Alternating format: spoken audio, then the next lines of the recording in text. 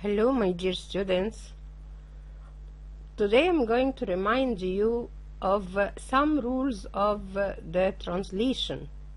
Long ago we haven't answered this question. To translate, you need two things, You need to know the vocabulary, to know the meaning of the word, whether from English to Arabic or from Arabic to English, and you also need to follow the rule. So I'm going to remind you of some of the rules in translating from Arabic to English. So rules of translation from Arabic to English. First of all, that we have types of speech, kinds of speech. We have the sentence, which could be active and could be passive. It also could be order, command. And we have the question, which you know well that we have two kinds, yes, no question and WH question. In order, for the sentence, the active sentence, you know well that it starts with the subject. So if we have an example like this in Arabic, بنى المصريون السد العالي منذ سنوات عديدة. Now, if we want to translate this Arabic sentence into English, it is an active sentence. So you should start with the المصريون, not to start with the verb بنى. No, you need to follow the form and the grammar of the English when you translate. So we'll start with the المصريون, the Egyptians, and the verb is in the past tense, بنى. So the Egyptians built the high dam many years ago, منذ سنوات عديدة. What if the sentence in Arabic is passive, like بني السد العالي لتخزين مياه النيل وقت الفيضان. بني. If we want to start a passive sentence in English, we should start with the object, which is the high dam.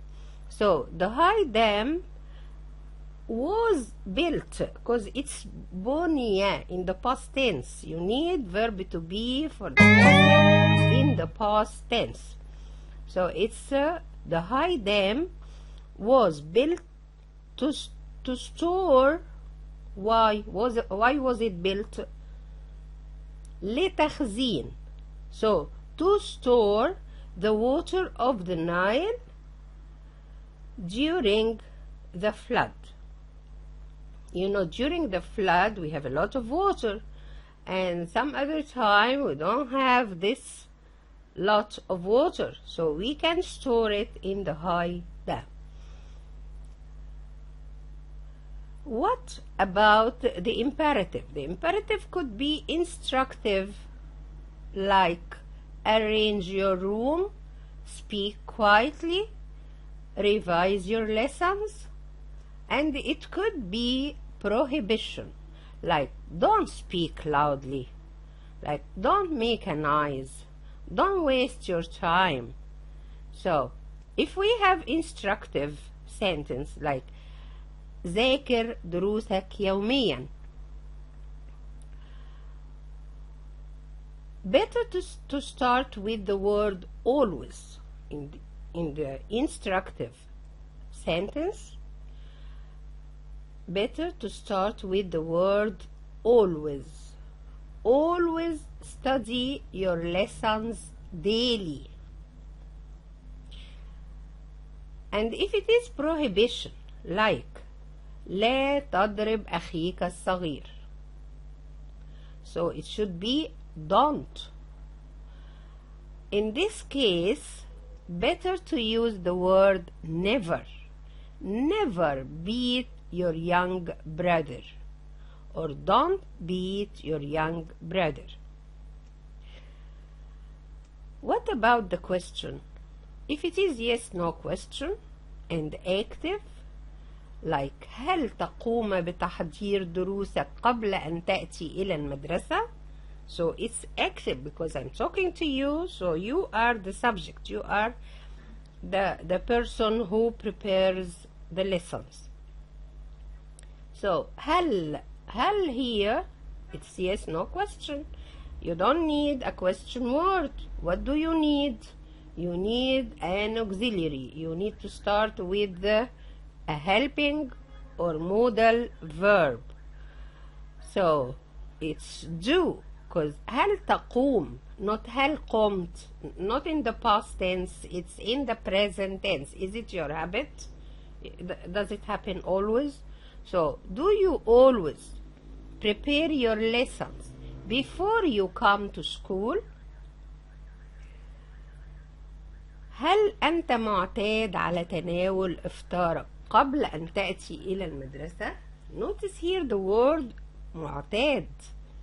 It means you are used to, not you used to, which indicates the past tense, the past actions. No. هل أنت معتاد? It means is it still your habit to take your breakfast before going to school? So we can use the helping verb. We can start with are you used to? Again, used to for the present habits, it's to be used to and followed by gerund.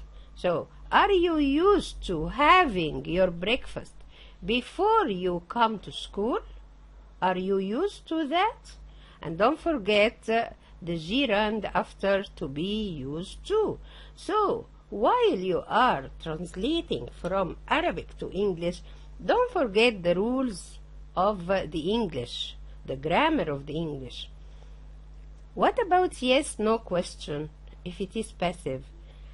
هل غذاؤك جاهز؟ أعد؟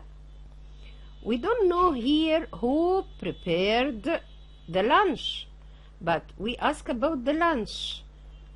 So here it's passive question. So we need verb to be plus pp to be passive. So good that you have verb to be for the passive.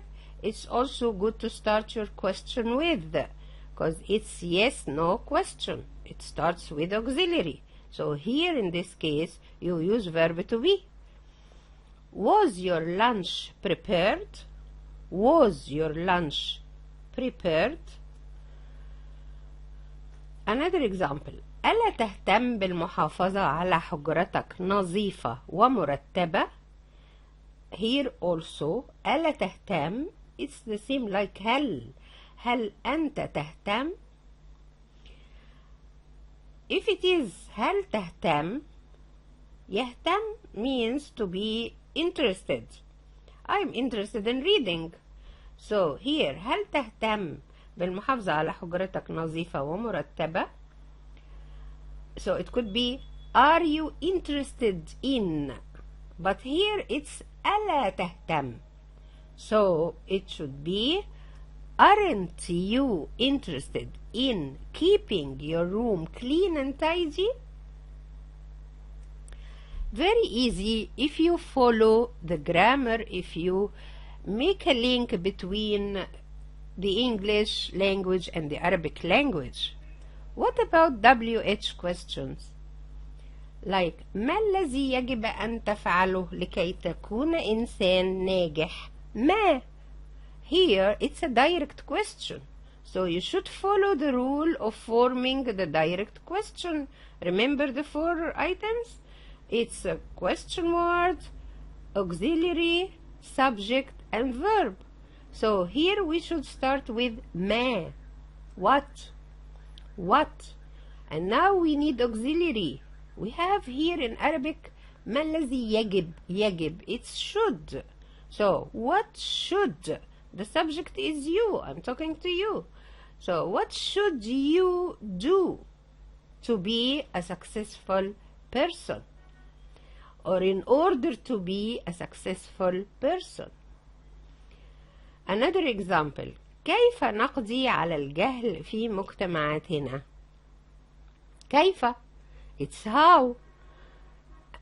How can we put an end? To put an end to something means to end it, to eliminate. How can we eliminate ignorance in our society? How can we put an end to ignorance in our society? Here we are going to talk about the adjective sentence, the structure of the adjective sentence. When we have an adjective in a sentence, it could be one adjective and it could be two adjectives. Whether it is one adjective or two, they always come before the noun. Like, this is an easy lesson. You describe the lesson, so you put the adjective before the lesson. An easy lesson. And here, this is an interesting, easy lesson. So you describe the lesson with two adjectives, interesting and easy. So both of them come before the noun, the lesson. Another example. No, this is an exception. But with the following words, the noun comes before the adjective. So this is an exception. The usual rule is to put the adjective before the noun. But here, with the following nouns, the adjective is after the noun.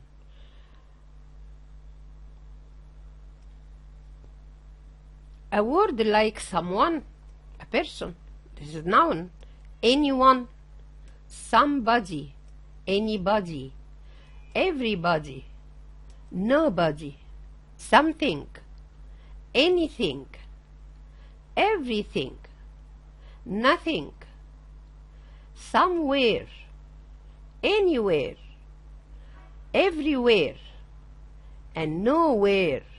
So all these words should be before the adjective. Example: I remembered something important to take before going to the club. You can't say, I remember important something. No. You can say, I remembered an important thing. But if it is something, you should start with something and then followed by the adjective. Something what? Something important. Adverb of time come before the verb. You know the adverbs of time? Like always, usually, sometimes. They always come before the verb. Example: أحاول أن أحضر دروسي قبل الذهاب إلى المدرسة. Of course, it's active sentence. So you start with the subject. I, and then you want to put the word always. I always. This is my habit. I always try. I always try to do what? To prepare my lessons before going to school. Notice the grammar here also. Before, if it is without subject, so you use the gerund. Before going to school. قبل الذهاب إلى المدرسة. Adverbs of manner, which answers the question word how. Of course, it comes at the end of the sentence, as you know, or after the verb, anywhere in the sentence. I walk quickly to school. I walk quickly to school. I express my opinion freely. So here you have quickly, after walk, after the verb, and you have freely after express. I express my opinion. How? Freely. The adverbs like really, extremely, completely, so, very, quite, all these come before the adjective. They come before the adjective. For instance, if you have an example like this: إنني حقا مستاء من بواب العمارة. حقا, it's really. And مستاء, it's angry with someone. So instead of saying I'm angry with the doorman, and you need the word حقا, it's really. So remember well that it comes before the verb. Before the adjective, sorry. I'm really angry with the doorman of my building. So while translating, don't forget these rules, please. I'm really angry with the doorman of my building. If you put really in any other place, it will be not proper translation. She's extremely happy. He's very nervous. So put every word in its place. Translation of some words in Arabic that may make you confused how to translate them. A word like يعتبر. يعتبر التعليم استثمار في مستقبل مصر. The word يعتبر, it's to consider. So يعتبر, it's passive. Who are the persons who consider education investment? We don't mention the subject. So it's passive. We need verb to be plus PP with the word consider. So we start first with the subject, which is al-ta'lim, education, and then go on translating. Because education is considered by the people, of course, or the government. So education is considered an investment in the future of Egypt. Or education is regarded as an investment in the future of Egypt. It's the same. يعمل, يقوم, يتم. These words sometimes make you confused. No, don't worry. تعمل جميع الدول جاهدة على حل مشكلة الهجرة الغير شرعية. This is the way of talking in Arabic. Like تعمل, يقوم, يتم, يعتبر. This is the way of talking in Arabic. Now you turn it to the way of talking in English. So we start with the subject, which is الدول, all nations, جميع الدول. So all nations. And then you have تعمل, and you have جاهدة. You know in English that we put them together, try hard. So all nations try hard to solve the problem of الهجرة, يعني immigration. Immigration. Here you describe the immigration that it's غير شرعية. So it's an adjective. You should put it before the noun, before immigration. What kind of immigration? Illegal immigration. يقوم الطلبة المجتهدون بحل التدريبات على الدروس جميعها. So the subject is students. What kind of students? المجتهدون. So it's adjective. So you say hard worker students, hard worker students, it means the students of a certain kind, those who care about studying and answering exercises. So, hard worker students, all these three words are considered the subject. What do they do? The verb is in the second position also. They answer all the exercises of the lessons. Another example. يتم بناء كباري لحل مشكلة الزحام. يتم. We don't know who built these bridges. So it's a passive sentence. And the word يتم, يقوم, يعمل, يعتبر, they indicate present. So you should put the verb in this case in the present tense. If it is passive, so we need to start with the object.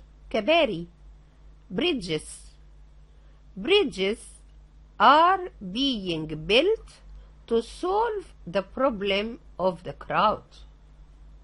You can also say bridges are built, because never mind to define it's now. Actually, it's nowadays, these days, these weeks. So you can use the present simple tense. Bridges are built. Why? To solve the problem of the crowd. To solve the problem of the crowd. So you can use the verb in the present simple, or it could be present continuous.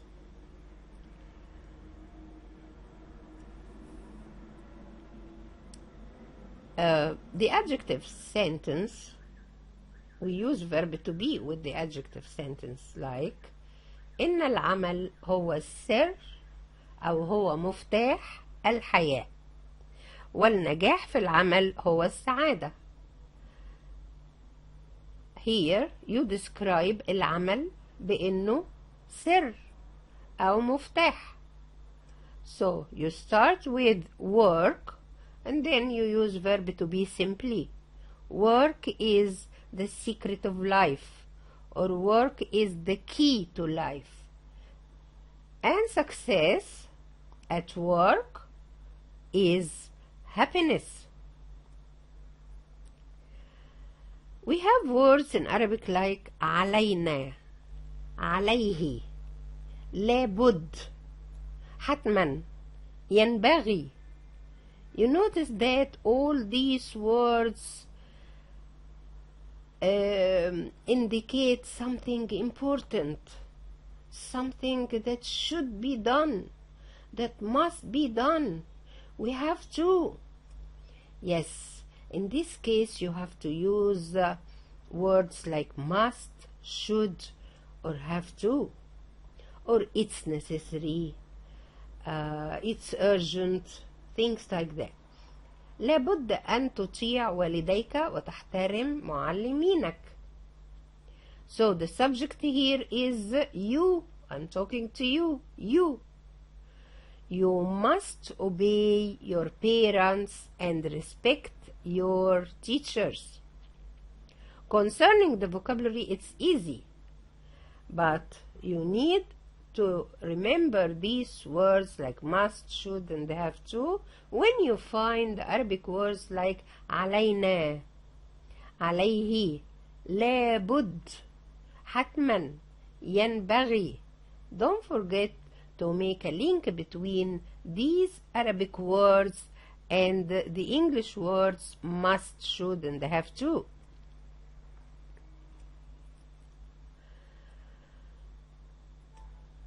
With the present simple, if you wish something for the present tense, for the present, you say, I hope, I wish, I hope or I wish Mary comes with you.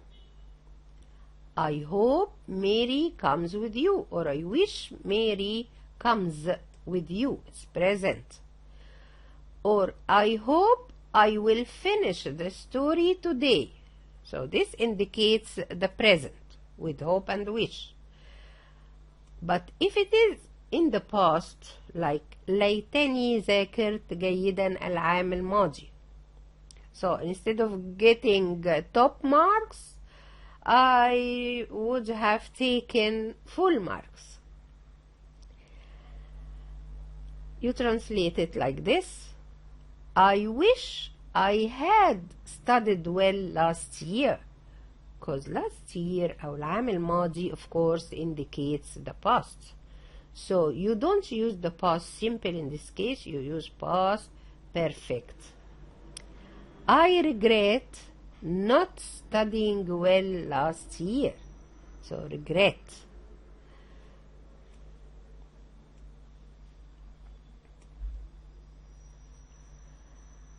We have some remarks. We have words like سور الحديقة. سور الحديقة. The fence which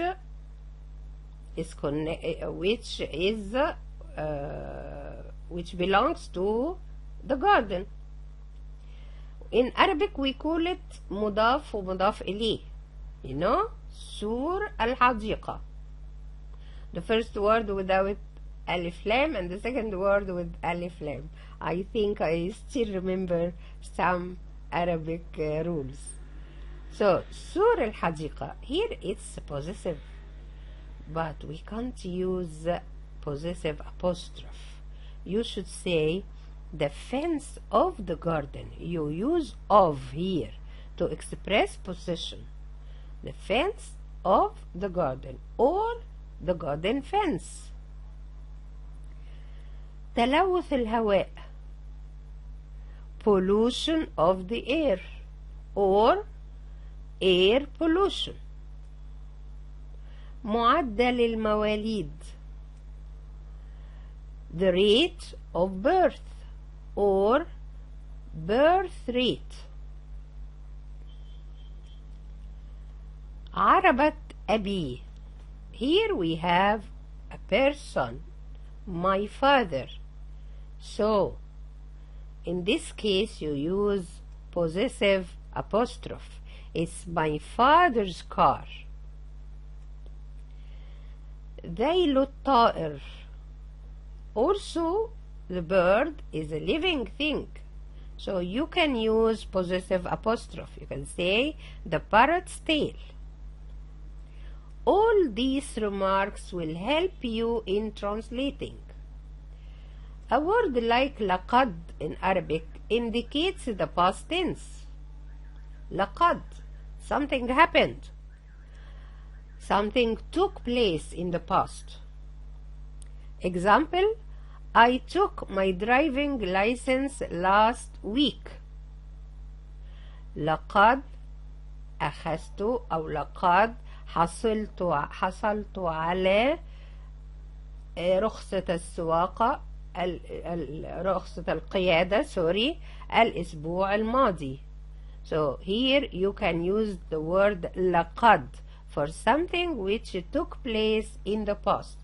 If it is past or if it is present perfect also, because you know that the present perfect expresses an action which happened in the past and is still continuing, or still we have some effects of this action up till now. So if you can also use the present perfect when you find a word like لقد. He has passed the driving test.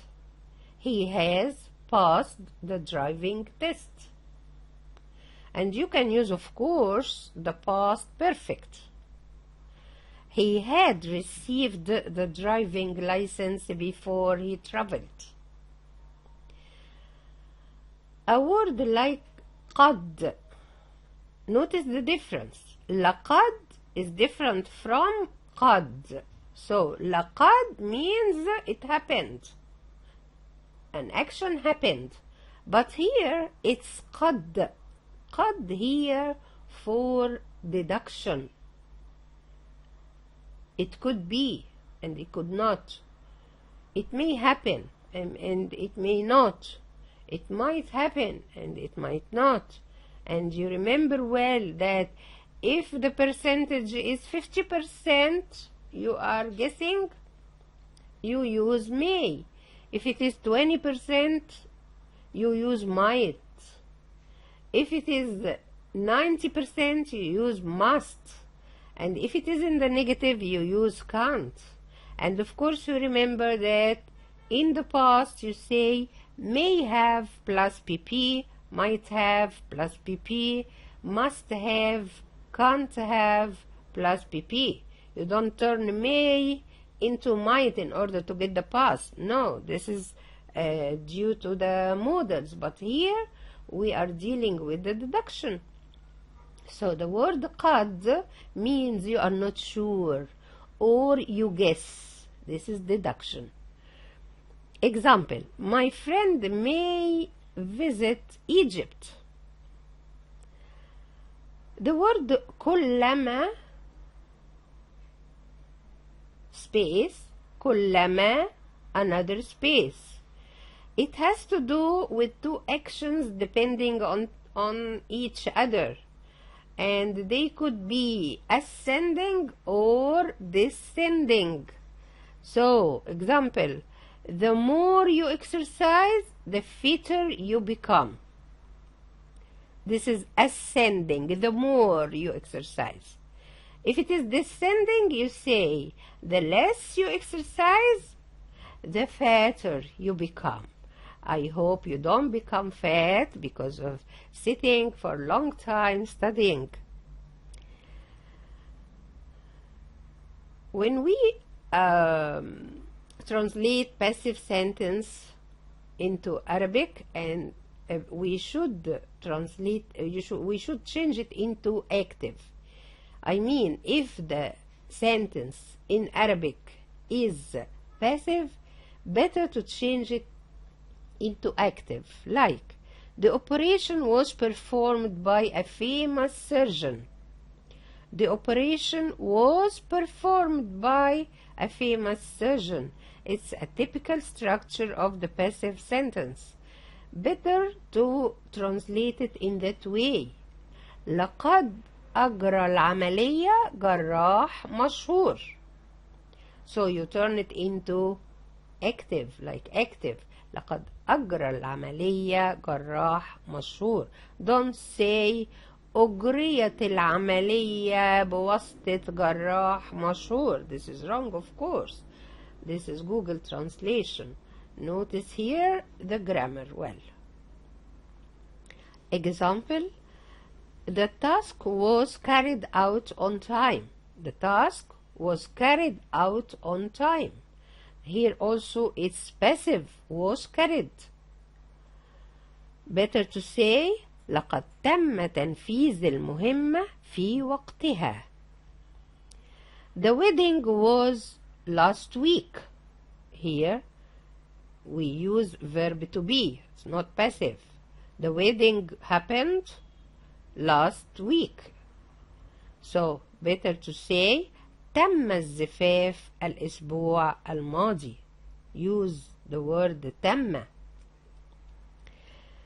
A ruler is for drawing lines.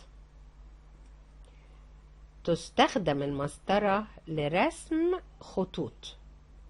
So notice the grammar again in your translation, and in this case you will translate perfectly. I hope you remembered how to translate from Arabic to English, and I'm sure you could do it well. Till we meet next time, I wish you good luck. Bye bye.